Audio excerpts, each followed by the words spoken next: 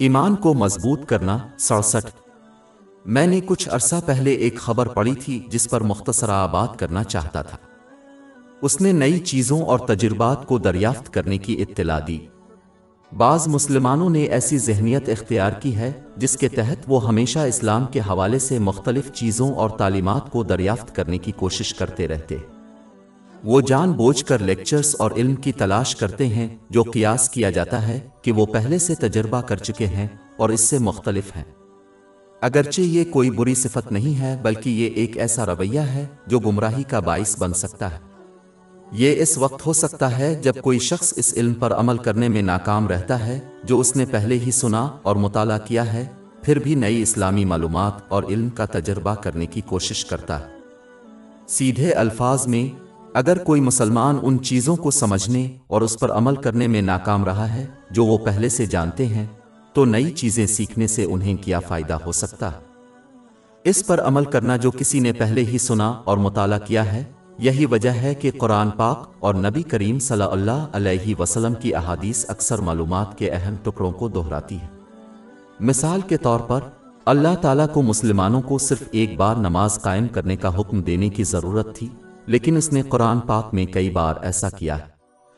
جس طرح ایک طالب علم پہلے سے حاصل شدہ علم پر عمل کیے بغیر اگلے درجے یا تعلیمی سال تک ترقی نہیں کر سکتا، اسی طرح ایک مسلمان اس وقت تک اللہ تعالیٰ کے قرب کی طرف ترقی نہیں کر سکتا جب تک کہ وہ اس علم پر عمل نہ کرے جو اس کے پاس پہلے سے ہے، یہاں تک کہ اگر وہ نئی چیزیں تلاش کرتے اور سنتے ہیں۔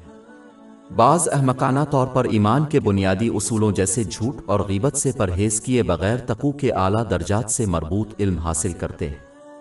مزید برآں، نئے علم کی تلاش انسان کو ایسے علم حاصل کرنے کی ترغیب دیتی ہے جو فائدہ مند نہیں ہے، کیونکہ اس سے اللہ تعالیٰ کی مخلصانہ اطاعت میں اضافہ نہیں ہوتا، جس میں ان نعمتوں کو استعمال کرنا شامل ہے جو اللہ تعالیٰ کی رضامندی کے لیے عطا کی گئی ہے۔ قرآن پاک اور نبی کریم صلی اللہ علیہ وسلم کی روایات میں بیان کیا گیا ہے، اور نہ ہی یہ مختلف علم کسی ایسی چیز سے مربوط ہے جس کے بارے میں اللہ تعالیٰ قیامت کے دن ان سے پوچھے گا۔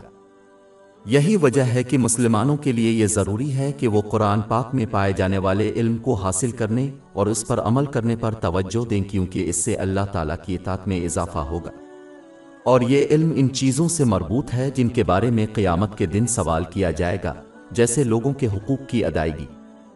قرآن کریم نے واضح کیا ہے کہ کسی کے پاس پہلے سے موجود اہم معلومات پر نظر ثانی کرنا فائدہ مند اور درست رویہ ہے، کیونکہ یہ شخص اپنے علم پر عمل کرنے کا امکان اس شخص کے مقابلے میں زیادہ ہے جو صرف نیا علم حاصل کرتا ہے۔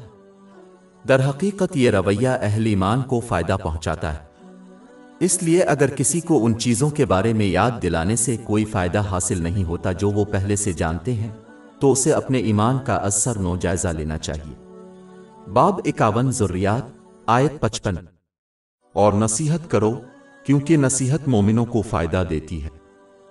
ہماری ویب سائٹ www.sheikhpod.com پر 400 سے زیادہ مفت e books, audio books, infographics, podcast اور بلاگ دستیاب ہے۔